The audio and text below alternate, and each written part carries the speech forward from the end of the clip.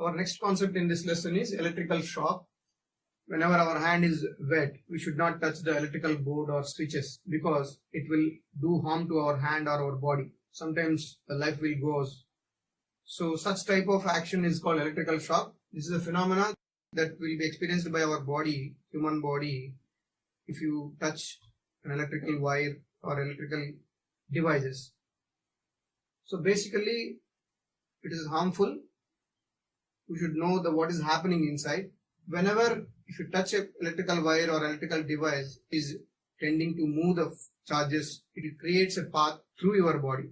The flow of charges will be going through your body so that the whole body lattice, like atomic lattice is there, that will be vibrated vigorously so that your body organs may get harm and sometimes you may die. So at some places, high electrical device places or some high electrical equipped places, they will be showing a symbol like this harm symbol so that you should not touch the devices.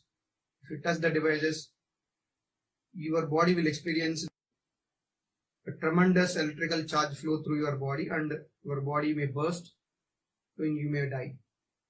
So such type of phenomena is called electrical shock. Our body existing of different types of materials like salts, acids, bases, carbon atoms, everything. So all these materials will be acting whenever it experiences a potential difference. Like whenever you are on ground, your foot will experience zero potential, and if you touch the electrical wire and your hand will experience the high end electrical potential range. So that these two ends of the body are placed under a potential difference, strong potential difference, so that there is a chance for the flow of charges through your body, and at the time of flow, your body will experience tremendous electrical charge flow with a tremendous frequency. At that moment, your organs may damage and then you may die. So this is the main thing happening because of this electrical shock, because of high resistance. The elements in the body are arranged in such a way that flow of charges will oppose every time, because all our body is like made with some liquids, some solids, tissues, some gases, everything. So all these offer some sort of resistance to the flow of charges. So due to that resistance, the whole kinetic energy will be delivered as a heat energy, and that heat energy will burst our organs so that there exists a life damage. In everyday life, you will notice that some birds are standing on a current wire, but they don't experience the electrical shock. So the main concept behind it is the two legs of that bird does not placed under potential difference, because that live wire is there. That live wire here also potential difference is same, and here also the same. Two wires are there for every electrical wiring.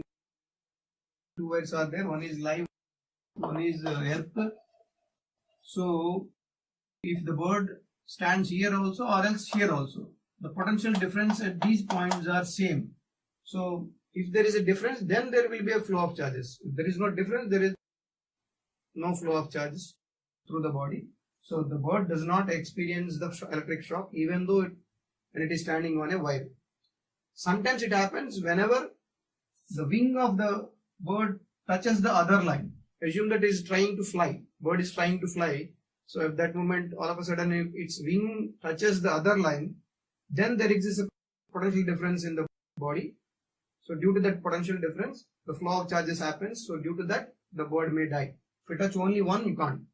But in case of human, the foot of the body is placing on earth, so you will get a zero potential there, and your hand is touching on the wire. So there is a lot of potential difference between the live wire and the earth. There is a chance of flow of charges through the body, so you will experience the electrical shock. And one more concept we need to know, nowadays we used to measure the current and potential difference of a circuit using a device which is called multimeter. So we can measure multiple quantities using this device. So in this device you have a display. So you have a knob to change the measurement, like measuring quantity, and you have options to put the wires and all. So all these will be under this device. You have a picture of that multimeter on the screen and even textbook also. So using these knobs, you can put the electrical wires, the testing wires, and using this knob, you can check whether you need to measure current, whether you need to measure the voltage, whether you need to measure the resistance. So resistance of a conductor also you can measure through this multimeter. And in the display you can see positive values and negative values also in terms of digital numbers with a positive sign and negative sign, so that you can measure negative current, positive current, potential, negative potential and positive potential, and even resistance also. So this multimeter is used to measure the current, voltage or potential difference and resistance. Now we will find the factors which are affecting the resistance. For that I am drawing a simple circuit. I have a source and I have a resistor and a key, and I have an ammeter which is connected to the circuit to measure the current, and I have a voltmeter which is connected across this conductor to find the potential difference across this conductor. So this is a simple circuit. So the factors which are affecting the resistance of this conductor are, first one is temperature, and the next one is type of substance, and the third one is length of the conductor, and the fourth one is area of cross section of that conductor. So usually we will see whenever the bulb is operated for a long time, the bulb will get heated. Due to that one, the resistance offered by that conductor will be varying. That means there exists some sort of change in current flowing through the conductor due to this temperature. So if you increase the temperature, there may be a chance of decreasing the current flowing through it. So how it happens, we will see. So consider the core of the conductor. So here the atomic core will be there. If you increase the temperature, the electrons will flow throughout the conductor randomly and vigorously. In our first lesson heat, if you heat the water, the molecules of water will flow rigorously throughout the vessel. So like that here also, the atoms or electrons which are flowing throughout the core will flow vigorously whenever it is heated up. Assume that in a room, your friends are sitting calmly and you want to cross the room from one end to other end. So it is easy when they are in stationary position. If they are moving randomly, then it is difficult to move from one end to other end. That means the flow of charges from one end to other end will become difficult if there exists a random motion which is vigorously throughout the core by the electrons. Then there is a chance of opposition of electrons. So that opposition, that means resistance, will increase so that the flow of charge will decrease. So that means whenever temperature increases, the resistance of the conductor will increase, and so that the decrease in current will experience it. So such type of effect will be shown by the temperature on the resistance. And the next one is type of substance. If you use copper or silver or gold, etc., like a conductor, you will experience different types of potential differences and different types of currents which are flowing through the conductor.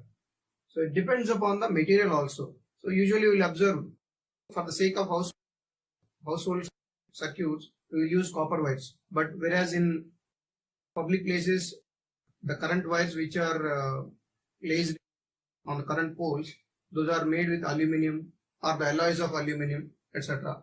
Whereas in our cell phones and all, we will use silver lines to transfer the charges. Cell phones or some delicate electrical circuits, we will use silver lines as a transportation of charges. So why don't we use copper in the areas?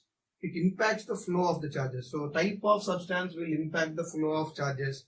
That means flow of current, so that the resistance also.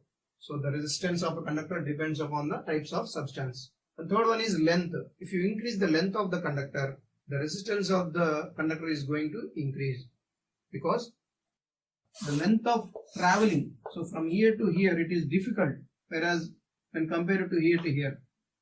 So that means whenever you are increasing the length of the path, that means length of the conductor, there exists a more resistance. So that means R is proportional to L, length of the conductor. But suppose if you increase the area of the conductor, cross-section area of the conductor, that means you are increasing the cross-section area So there is a chance of escaping from that path to other path. So when there is escaping path, then it will flow freely. That means resistance will become less. So here, as a fourth point, the area of cross section of the conductor will impact on the resistance. Like R is proportional to 1 by A, or R is inversely proportional to cross sectional area. Resistance is inversely proportional to cross sectional area of the conductor. So all these four are the impacting factors on the resistance. So I can't leave like this. So I want to equate this. So R is equal to, I'll write rho into L by A, where rho is a proportionality constant which totally depends on the type of substance. Rho is a totally depending on type of substance, which is called specific resistance or resistivity. I'll formulate the unit also. So if we reshuffle this formula, rho is equal to R into A by L. The unit of R is ohms. The unit of area is meter square.